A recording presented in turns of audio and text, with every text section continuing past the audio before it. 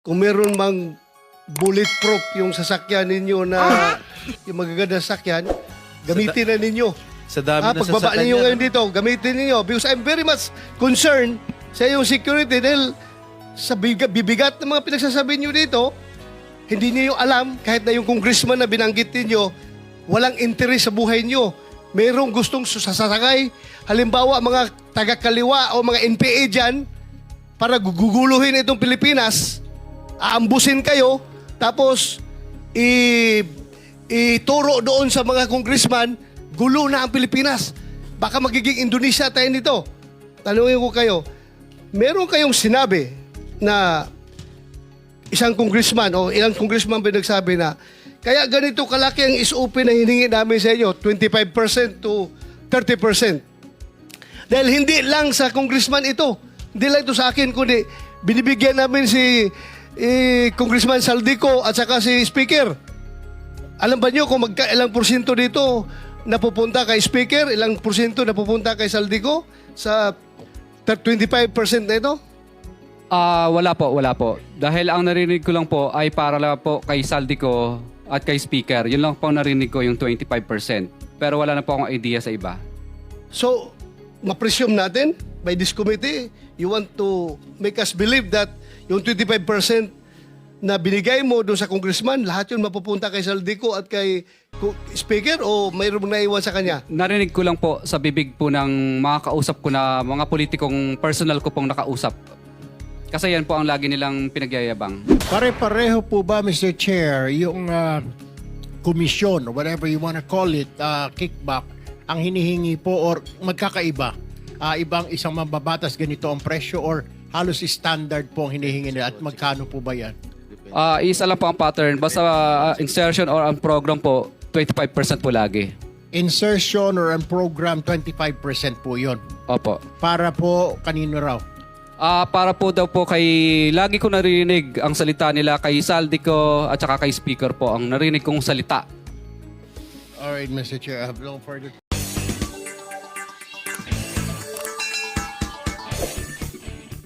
Ayan, nako po mga guys, meron po tayo ngayong breaking news. Ayan na nga, sinasabi natin, lalabas din ang katotohanan dyan.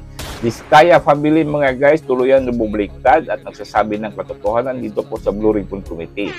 Lahat ng mga involved na mga congressman at higit sa lahat ang itong si Saldico at si Tambaloslos, pinangalanan po, naku po, 25% ang kapal ng mukha nitong dalawa. Ha? Dito po mga guys, makikita natin na ito na po ang katapusan. Nakatapusan sa karir ni Tambaloslos at saka si Saldico. Pero hindi tayo papayag na hindi managot itong dalawa. Dahil dito mga guys, no, pakinggan nyo natin itong si Diskaya. Ipapakita ko sa inyo ang kanilang affidavit at afterwards itong mga tanungan ng mga senador. Dahil laging nababanggit ang pangalan ni Saldico at si Tambaloslos. Ayan na nga, palakpakan tayo mga guys. Ito ang pinakahihintay natin. Itong mga congressman, paano na kayo mag-proceed dyan sa kanyang mga investigasyon? Ito na, ang dami ng pangalan na babanggitin itong si Diskaya. Kaya tunghayan natin ito mga guys, sa mga bago dyan, please subscribe muna kayo. Alright, let's go. Hanggang na senators at miyembro ng Blue Ribbon Committee, lalong-lalo po kay Senator Rodante Marcoleta. Diretso na. Number 15, 16, paulit-ulit kaming ginamit ng mga nasa pwesto sa sistemang ito. Wala kaming magawa dahil kung hindi kami makikisama, gagawa nila ng problema ang project na na-award sa amin sa pamamagitan ng mutual termination o pagkakaroon ng right-of-way problem na parehong nagdudulot ng hindi matuloy ang implementasyon ng mga proyekto. Matapos naming manalo sa mga bidding, may mga opisyal mula sa DPWs ang lumalapit sa amin para humingi at kumuha ng bahagi niya sa halaga ng proyekto. Ang hinihingi nilang porsyento ay hindi bababa sa 10% at umaabot pa sa 25% na naging kondisyon upang hindi maipit ang implementasyon ng kontrata. Ito ay binibigay namin sa kanila ng cash. Ang bawat transaksyon ay may karampatang voucher at ledger na nagsasaad ng mga araw at kung kailan nila ito natanggap. Ilan sa kanila ay sina Terence Calatrava, former Undersecretary of Office of the Presidential Assistant of the Visayas of the Philippines, Kong Roman Romulo of Pasig City, Kong Jojo Ang of Usmag Ilonggo Party List, Congressman Patrick Michael Vargas of Quezon City, Kong Juan Carlos Arjo Aitaide of Quezon City, Nicanor Nicky Briones of Aga Party List, Congressman Marcelino Marcy Teodoro of Marikina, Congressman Florida Robes of San Jose del Monte, Bulacan, Congressman Leandro Jesus Madroño of Romblon, Congressman Benjamin Benji Agarao Jr., Congressman Florencio Gabriel Bem Noel of Anwaray Party List, Kong Leo de Ode Tariela of Occidental Mindoro, Congressman Reynan Arrogancia of Quezon City, Quezon Province, Kong Marvin Rillo of Quezon City, Kong Teodoro Haresco of Aklan, Kong Antonieta Yudela of Sambuanga Sibugay, Kong Dean Asisio of Caloocan, Kong Marivico Pilar of Quezon City. 21. Mayroon ding mga kinatawa ng ilang politiko na nakikipagtakbo sa amin upang manghingi ng porsyento kapalit ng mga porsyento ng mga proyekto. Ang mga porsyentong ito ay 25% ay ipinipilit sa amin bilang karaniwang kalakaran na wala akong kakainang tanggihan. Ilan sa kanila ay sina Regional Director Eduardo Virgilio of DPWH Region 5, Director Ramon Ariola III of Unified Management UPMO, District Engineer Henry Alcantara, DPWH Bulacan First, Undersecretary Robert Bernardo, District Engineer Aristotle Ramos of DPWH Metro First, Pasig City, District Engineer Manny Bulusan of DPWH North, Manila Deo, District Engineer Edgardo C. Pingol of DPWH Bulacan Sabteo, District Engineer Michael Rosaria of DPWH Quezon Second Deo. Karamihan sa mga kawani ng DPWH na nabanggit sa itaas ay paulit-ulit na binabanggit ang delivery ng pera ay para sa kay Saldico na dapat at least 25%. Sa tuwing umiinom kami sa Wine Story sa BGC at sa Shangri-La Mall, sinasabi pa ni Kong Rillo na lahat ng kanyang request para sa pondo ay galing pa mismo sa unprogram funds at insertion na inaaprubahan ni Speaker. Ang tao ni Marvin Rillo na si Bogs Magalong ang pumupunta sa amin para kunin ang pera sa aming opisina o sa Wine Story. Si Kong Jojo Ang naman lagi ring binabanggit sa lahat ng project sa kanya ay papondo ni Speaker at ni Saldico. Mataas ang hinihingi sa project, dagdag pa niya, hindi naman lahat ng pera ay para sa kanya kundi para kay Speaker at kay Saldico. Sa lungsod ng Pasig naman, lumapit sa akin ang DPWH Project Engineer na si Angelita Garucha para kolektahin ang parte ni Kong Roman Romulo sa flood control projects noong 2022. Number 28. Pagdating ng 2025, si District Engineer Aristotle Ramos ang sumunod na nagpakilala na bagman ni Kong Roman Romulo kung saan 30% ang kanyang hiningi ay para kay Kong Roman Romulo. Sinabihan ko kay D.E. Ramos na masyado namang mataas, ngunit sinabi niya na walang magagawa dito dahil pondo ito galing sa unprogram funds at insertion galing sa taas. Sa ilang pagkakataon, ang mga politiko na personal na inabutan ng halaga ayon sa hiningin nilang porsyento mula sa proyekto.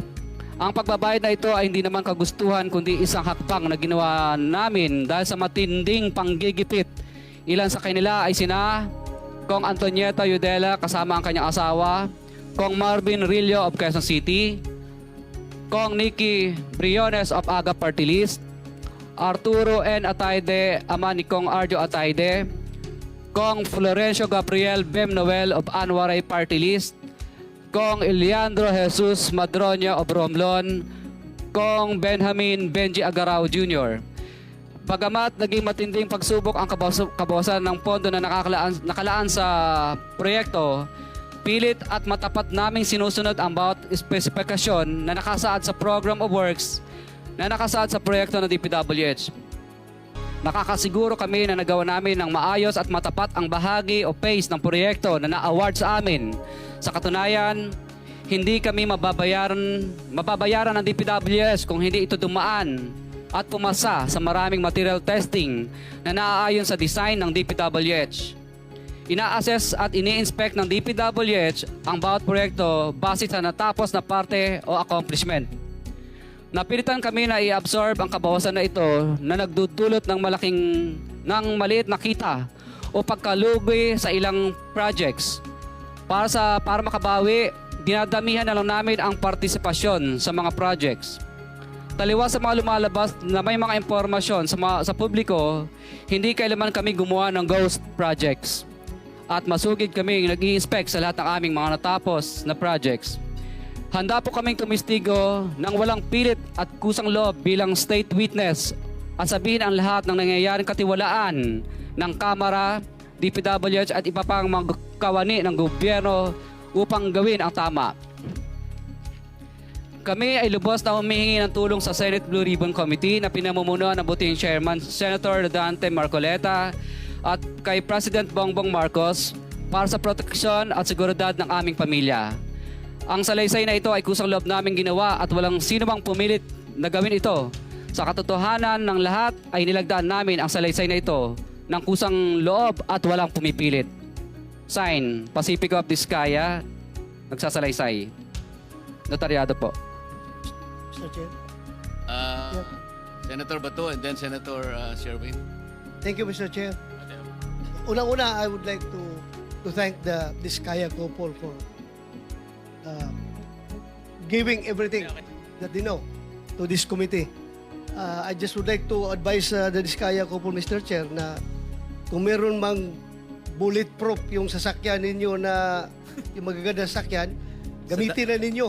Sa dami na Pagbaba sasakyan ninyo niya, ngayon dito, gamitin ninyo. Because I'm very much concerned sa iyong security dahil sa bibigat ng mga pinagsasabi nyo dito, hindi niyo alam, kahit na yung congressman na binanggit ninyo, walang interes sa buhay nyo. Merong gustong sasakay, halimbawa mga taga-kaliwa o mga NPA dyan, para guguluhin itong Pilipinas, aambusin kayo, tapos ituro doon sa mga congressman, gulo na ang Pilipinas. Baka magiging Indonesia tayo nito. Kaya mag-ingat kayo, I advise you to take all the necessary precautionary measures as far as your safety is concerned. Ngayon, tanungin ko kayo, meron kayong sinabi na isang congressman o ilang congressman pinagsabi na kaya ganito kalaki ang SOP na hiningi namin sa inyo, 25% to 30%. Dahil hindi lang sa congressman ito, hindi lang ito sa akin, kundi binibigyan namin si Congressman Saldico at saka si Speaker. Alam ba nyo kung ilang porsyento dito napupunta kay Speaker, ilang porsyento napupunta kay Saldico sa 25% na ito? Wala po. Dahil ang narinig ko lang po ay para lang po kay Saldico at kay Speaker. Yun lang po ang narinig ko, yung 25%. Pero wala na po akong idea sa iba. So, ma-presume natin by this committee, you want to make us believe that yung 25% na binigay mo doon sa congressman, lahat yun mapupunta kay Saldico at kay Speaker o mayroong naiwan sa kanya? Narinig ko lang po sa bibig po ng mga kausap ko na mga politikong personal ko pong nakausap. Kasi yan po ang lagi nilang pinagyayabang. Lalo pag may lasing na po akong kausap na na politiko. Siguruhin mo ito dahil alam mo, Teka muna. this is not a laughing matter. Teka muna. This is not a laughing matter. Teka This muna is a very kasi baka mamaya lasing yung kausap mo kaya niya nasabi yung 25%. Pag tinatawagan din po ako, lagi din pong pinagmamayabang na pinahihingi na po sa taas. Sa taas. Kahit hindi sila lasing, ganun ang Yes po, sinasabi. pinahihingi na po at pinakukuha. At nagmamadali pa kami, halos magkandara pa kami kung saan namin kukunin at uutangin. At katunayan nga po, yung inutangan na po namin ngayon ay yung bangko po ay sinara na po. Pero sinasabi nila, kaya ganito kataas, 25%, sabagat ibang bahagi nito ay napupunta kay ganito at saka kay ganito. Pero wala ka namang kakayahan para suriin mo kung talagang naibigay kay ganon at saka kay ganon yung party niya. Tama? Yes po, Your Honor. Basta kinuha niya lang, kaya ganito kataas sapagkat ipinakikita niya sa iyo na hindi lang para sa kanya, sapagkat meron pa rin siyang bibigyan. Ganon ang Opo, hindi po. napagkakaintindi mo. Ang danilig ko po sa kanila ay sa 25 na yun, wala pa siya doon. Wala pa siya. So wala pa siya ron. Opo. Sulit yun sa taas, hindi yun sa congressman, ha? Yun po ang mga 25 narinig ko sa taas. madalas. Yun lang po ang narinig ko madalas. Kung ano lang po ang narinig ko na 25, wala pa daw sila doon. Wala sila doon. Opo. Kay Speaker at kay Saldi ko lang yung 25. Yun pa ang narinig ko lang. Ah, Ayan, nako, mabuhay ang pamilyang Diskaya. Maganda ang ginawa ninyo. Pinili nyo ang katotohanan. Sana po tuloy-tuloy na po yan. At sana po maproteksyonan pa itong pamilya, no? Kasi mabigat po itong talagang binitawan nilang mga salaysay dyan. Halos mga congressman ang involved, ang mga boss nila, congressman, itong DPWH, boss nila, congressman. Ito ng mga congressman, ang pinaka-boss nila, ito si Speaker at si Saldico. Shout out sa inyong dalawa. Ay, nako. Tagumpay tayo mga guys, to. Tagumpay tayo. At dapat tuloy-tuloy po yung pagsasabi ng katotohanan itong Diskaya family. At ibigay niyo po yung ledger. Yan, ako po, ang ledger. Yan. Dito na talaga tuluyang mabulabog ang mga tulunggis na congressman mga guys. Sa dami namang nabanggit nitong si Diskaya, di ba? Iilan yun. At patuloy po itong investigasyon mga guys, tunghayan po nyo dito sa Senate hearing dahil mahaba-haba ito, no?